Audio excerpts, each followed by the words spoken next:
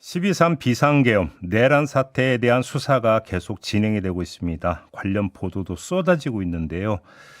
하지만 퍼즐이 완전히 다 맞춰진 건 아닙니다. 혹시 우리가 놓치고 있는 건 없는지 점검을 하기 위해서 이분과 함께하도록 하겠습니다. 김도균 전 수도방위 사령관 전화로 연결하겠습니다. 나와 계시죠? 예, 안녕하십니까. 네. 김도균입니다. 네, 안녕하세요, 사령관님. 어제 김병주 민주당 의원이 저희와 인터뷰에서 예, 예. 판교에 대기 중이던 HI 요원들의 첫 번째 임무가 선관위 직원 30명 납치 구금이었다라는 충격적인 내용을 폭로를 했는데요. 예, 예. 근데 지금 그 물품을 7일치를 갖고 오라고 했다는 거거든요. 혹시 2, 예, 3차 예. 임무도 있었다고 봐야 될 것 같은데 그 임무는 뭐였을까요? 우선 먼저 이 윤석열과 김용현이 절대로 건들면 안 되는 것들을 건드렸습니다.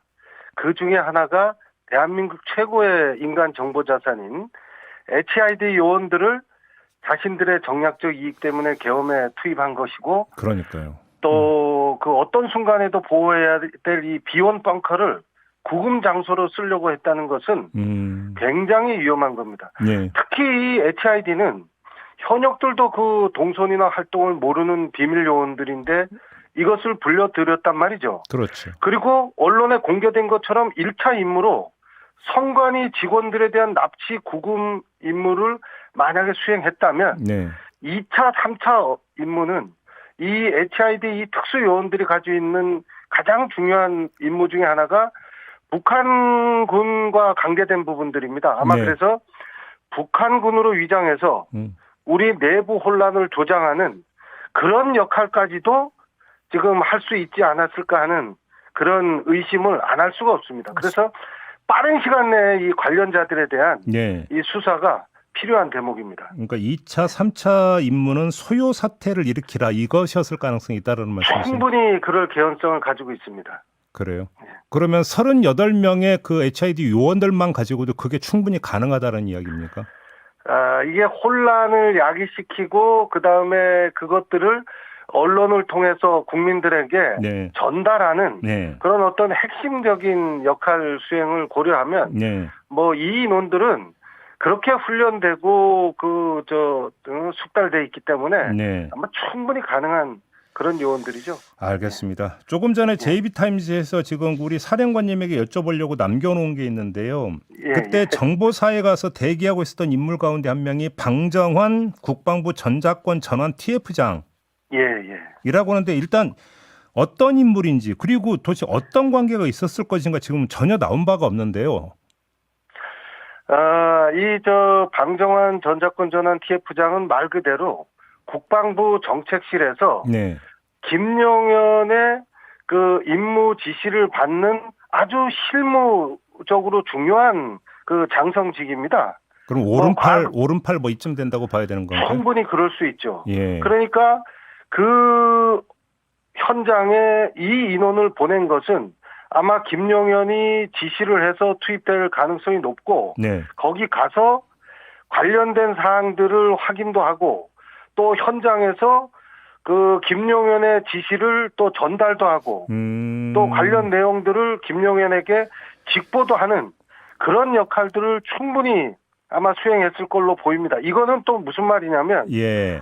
이 인원의 직속 상관들이 국방부 정책실장, 국방부 정책기획관입니다. 예. 즉 김용현의 지시를 받아서 움직이는 이 국방부 정책실, 이 정책실의 중요한 장성 3인방이 정책실장, 정책기획관, 방금 언급되었던 이 전자권 전환 TF장, 즉 정책기획 차장인데, 네. 이 인원들이 어떤 역할을 했는지, 김용현으로부터 어떤 지시를 받았는지 이 조사가 필요합니다. 예, 특히 그 국방부 차관이나 지금 국방부 법무관리관에 대한 그 제보도 지금 굉장히 많이 나오고 있습니다. 그래요? 제가 볼 때 국방부 관련 인사들에 대한 네. 이 조사도 시급한 부분이라고 생각합니다. 법무관리관에 대한 제보가 어떤 내용인데요?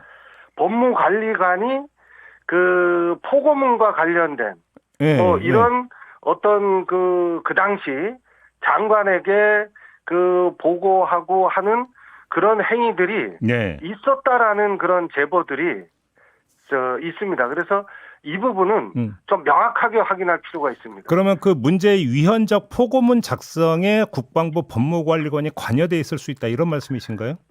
그럴 제보가 지금 있습니다. 아 그래요? 예. 예. 그럼 이것도 좀 확인을 해야 되고 확인이 필요하죠 지금. 방정환 그 이제 전작권 전원 TF장 그리고 예, 이제 예. 그러니까 또 직함이 정책차장이더라고요. 그러면 이 사람 예. 같은 경우는 당시 동원됐던 군 가운데 핵심 역할을 하는 게 정보사였고, 예, 그렇죠. 그래서 김용현 전 장관 대신 정보사에서 현장 관리를 하려고 했다. 이렇게 이해를 하면 되는 거겠네요. 그러면? 충분히 그럴 개연성이 있습니다. 그리고 김용현이 아마 현장에 투입했을 가능성이 높기 때문에 예, 김용현에게 현장 상황을 보고도 하고 예, 또 지시도 받고 예. 아마 그런 역할을 인원이 했을 겁니다. 예. 제2 기갑 여단장도 이 자리에 있었는데 이건 어떻게 보세요? 정말 안타까운 현실이죠. 제2기 기갑여단은 정말 일본 축선에 위치한 가장 중요한 그런 부대입니다. 예. 근데 만약에 이 기갑여단을 개헌군으로 투입할 그런 의도가 있었다면 정말 용서받을 수 없습니다.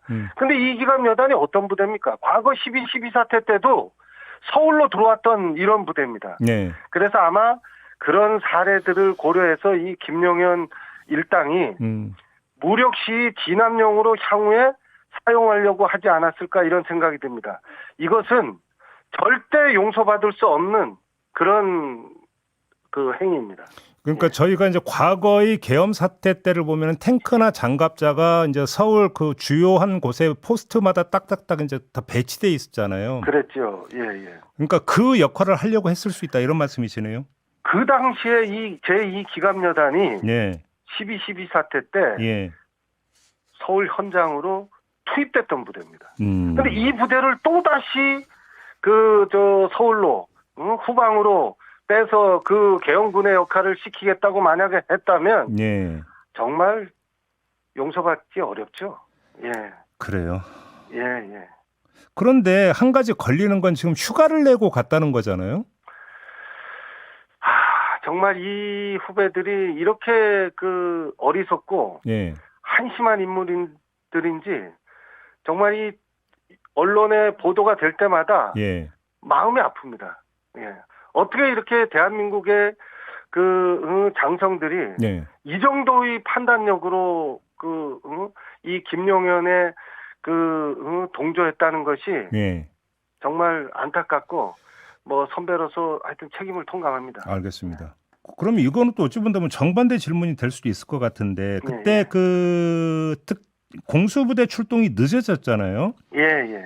근데 이게 어떻게 된 건지 이제 나중에 언론 보도를 통해서 확인이 되고 있는데 김종대 전 의원도 저희 인터뷰에서 밝힌 바가 있었는데 수방사 대령이 헬기 출동 목적을 물어도 답을 하지 않으니까 헬기 진입을 거절을 했다. 예. 이 내용이 이제 확인되고 이제 보도가 됐어요. 근데 제가 여기서 갖고 있는 궁금증이 이진우 수도방위 사령관이 지금 가담을 했었잖아요. 그렇죠. 핵심 가담자죠. 수방사령관은 가담을 했는데 수방사 대령은 헬기 진입을 막았다. 그럼 도대체 수방사 시스템이 어떻게 되는 거예요? 요거는 충분히 그럴 개연성이 있는 것이요. 예. 비상계엄 선포 자체가 보안을 유지하다 보니까 아마 소수에게만 계엄 사항이 공유됐을 겁니다. 네.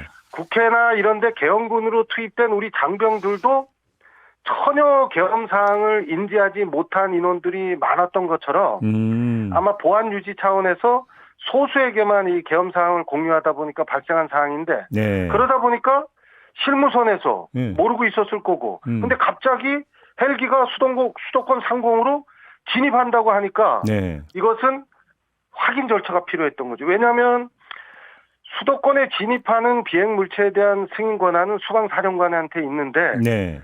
그 실무 관계관들은 그런 사항들을 모르고 있었을 것이고 근데 갑자기 헬기가 지금 그 야밤에 네. 수도권 상공으로 서울 상강으로 진입한다고 하니까 아마 그 사항을 거부할 수밖에 없는 그래서 그 추후에 실무적인 절차를 확인하는 네. 그런 과정이 아마 진행되면서 시간이 지연됐을 겁니다. 그러니까 네. 계엄 세력 입장에서는 이거를 못 챙겼다라는 얘기가 돼버리는 못 거예요. 챙겼죠. 왜냐하면 보안을 유지하다 보니까 예. 그 실무적으로까지 뭐 됐을 줄 알았겠죠. 예. 알겠습니다. 지금 예, 이제 예. 그 수사가 계속 진행되고 있는데 이게 이제 그 예, 예. 계엄 모의 과정에 대한 수사가 이제 계속 진행되고 있는데 나중에 최종적인 결과를 봐야겠지만 지금 별로 이야기가 안 되고 있는 게 이른바 국지전 유발 의혹이 있지 않습니까? 그렇죠. 이거는 지금 거의 지금 얘기가 안 나오고 있는데 예, 어떻게 예. 파악하고 계십니까, 사령관님은? 아마 내란 수계 이 윤석열하고 이 김용현이 최초 비상계엄 시나리오는 아마 북풍에서 시작하려고 했을 겁니다. 그래서 북한을 자극해서 네.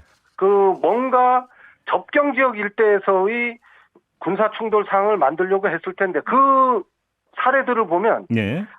정말 과거 같으면 국지전이 발생하고도 남을 사례들입니다. 예를 들면 네. 서북도서에서 해상 사격 훈련을 아주 강력하게 실시합니다. 네. 그리고 아시다시피 무인기를 평양 지역으로 침투를 수차례 시키고 네.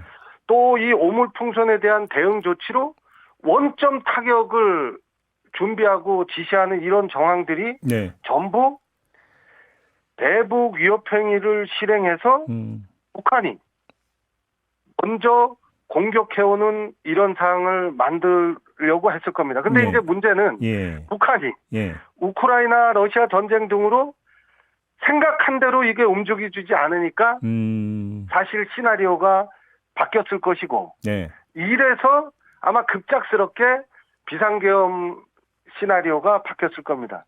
그래서 이 비상계엄 조사와 관련 연계해서 네. 앞에서 열거한 이 북풍 관련한 이 부분에 대해서 엄정한 조사가 병행돼야 됩니다. 그래요. 예.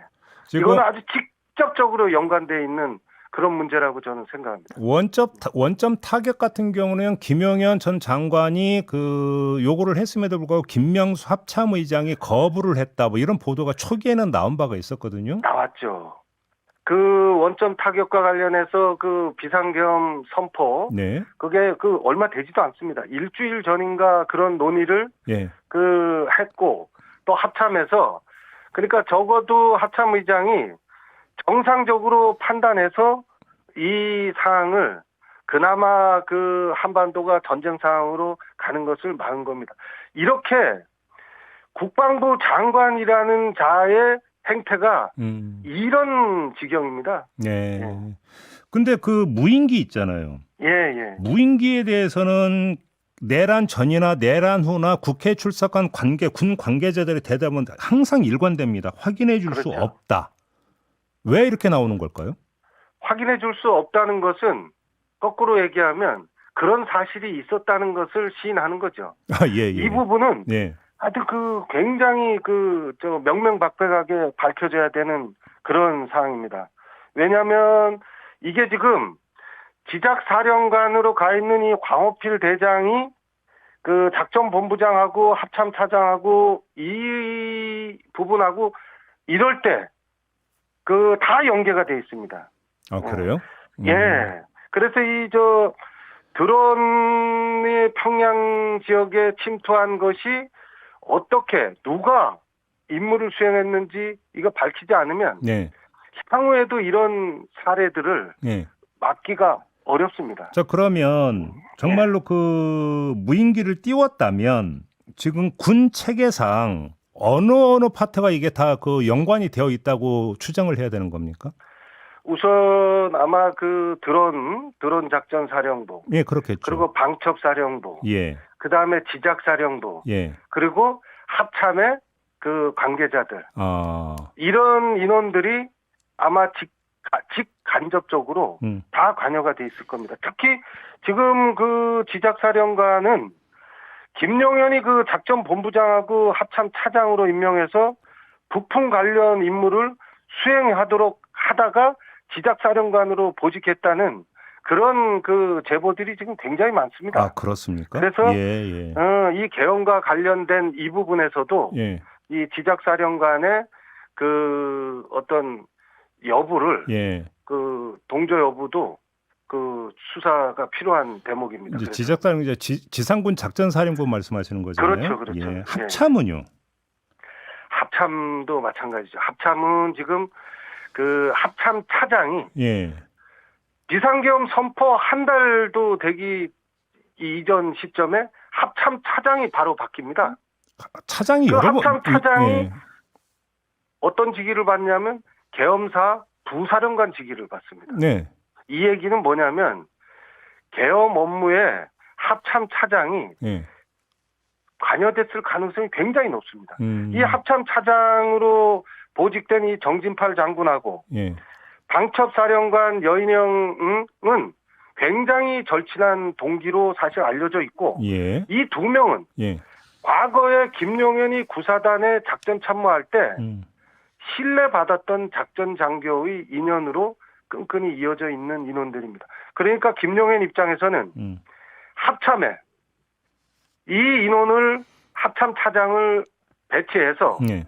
아마 그 계엄 사항을 그 이렇게 끌고 가려고 하지 않았을까 하는 부분입니다. 그래서 아마 합참 차장 이 정진팔 장군도 이 계엄 사항에 아마 직접 간접 관여돼 있을 그런 개연성이 굉장히 높습니다. 근데 우리 군이 정말로 평양에 무인기를 띄웠다면 예. 한미 연합사나 주한미군은 몰랐을까요? 그 부분에 대한 그 수사도 필요합니다. 이렇게 엄혹한 사태들이 연결되어서 비상계엄 사태까지 발령했는데 예. 한반도의 안정이 주 책임인 한미 연합사하고 사전에 협의 사항이 네. 없기가 저는 어렵다고 생각합니다. 그럼 이 역할을 누가 했느냐?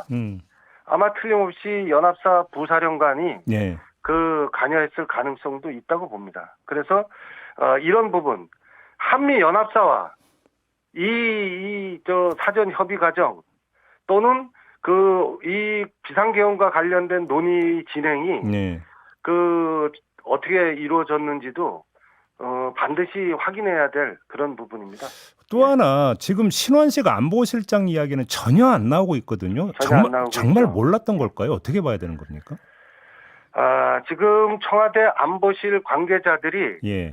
사실은 계엄에 관계됐다고 나오는 게 이제 NSC 2차장 예. 인성한 예. 그리고 국방비서관 최병욱 이런 인원들은 그 합참에서 열린 그 결심지원실에서 열린 회의나 이런데 다 참석한 그런 인원들입니다. 네, 그렇습니다. 그러면 예. 청와대 안보실장의 직속 지휘를 받는 인원들인데 청와대 안보실장이 몰랐다? 그것은 굉장히 이해하기 아마 어려운 부분들일 겁니다. 그래서 청와대 안보실에 있는 신원식, 인성한, 최병욱 이 주요 지휘자들이 이 계엄과 어떻게 연관되어 있는지도 꼭 확인이 필요합니다. 그런데 문제는 예. 계엄령 선포나 그 이행 과정에 이렇게 회의에도 참석하고 깊숙이 관련됐다는 그 내용들이 그 속속들이 나오고 있는데도 지금 안보실의 그 관계자들은 아무 일 없다는 듯이 지금 업무를 하고 있어요. 네. 이게 지금 사실은 굉장히 이것도 이해하기 어려운 그런 상황입니다. 좀 수사할 게 태산이네요. 태산. 이 부분은 정말 여러모로 예. 그 명명백백하게 밝혀져야 될 그런 사안들입니다. 예. 이 노상원 전 정보사령관을 그 위시해서 민간인이 등장하는 이 장면은 어떻게 이해를 해야 되는 겁니까? 정말 까면 깔수록 예. 상상할 수 없는 것들이 지금 계속 나오고 있어요. 네. 이 노상원이라는 사람은 사실은 불명예 전역한 인물입니다. 네, 어떻게 네. 이런 인원이 네.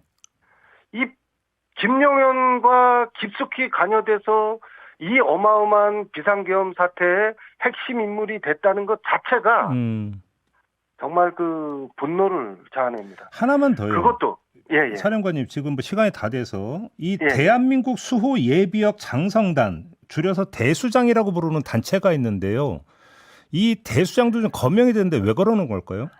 이 대수장이라는 조직이 만들어지고 나서 예. 신원식 안보실장하고 김용현이 이 단체에 아주 깊숙이 그 활동을 했습니다. 아, 대수장 출신인가요? 예. 그럼요, 대수장 출신이요. 그리고 예. 최근에 이 단체가 탄핵 반대 성명서도 발표하고 하물며 이 내란 속에 윤석열하고 김용현한테 응원 화환을 지금 보내고 있는 조직입니다. 그리고 지금 제보에 의하면 영치금까지 준비한다는 그런 지금 제보가 있습니다. 대통령 도대체 영치금을 준비한데 대통령. 그럼요. 이 조직들 이와 연관된 게 이제 그 육사 구국 동지회라는 그런 그 집단이 있습니다.